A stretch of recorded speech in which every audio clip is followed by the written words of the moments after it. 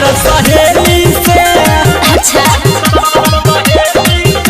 तो प्यार करत तारू एगो तेली से तो हमर काम चलता तारा सहेली से। अरे तो जाना चलाबो नेक्स्ट टाइम में तू आवो।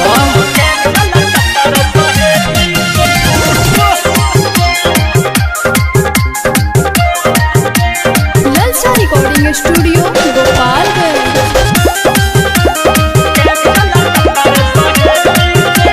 बिगड़ल बाला तो हवे शुरू के आदत सारा लेकिन पर नजर मारे के एगो के यूज कलेला पर तू चाहेला दूसरा निहारे के साथा पे है हो गई। का कहले रे पगली बनो ना सती कैलू तू आती हमरा पे फेकेलू जाल हो लेके सवाद फेर ओकरा बाद हो गइलू दोसर के माल हो। दूर रहो बे चंदा चमेली से बुझला।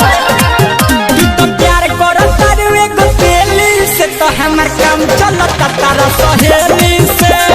अरे तो मन न हाल हो तू तो प्यार करत तारू एगो तेली से तो हमर काम चलता तारा सहेली से।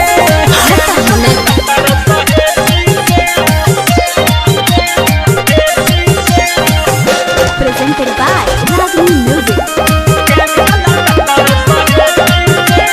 पूछू तू करो केहू मरो हमरा से काहे बतावेला निर्मल योगेश भूले तो राजा हमरा पीछे काहे आवेला साथा खत्म बाड़ो तू।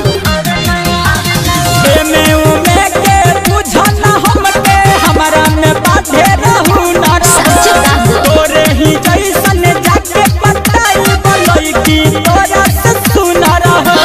यारवा भेजता रोज बरेली से अच्छा। का बुझाई। ते तो प्यार करत रे एगो तेली से तो हमर काम चलता तोरा सहेली से।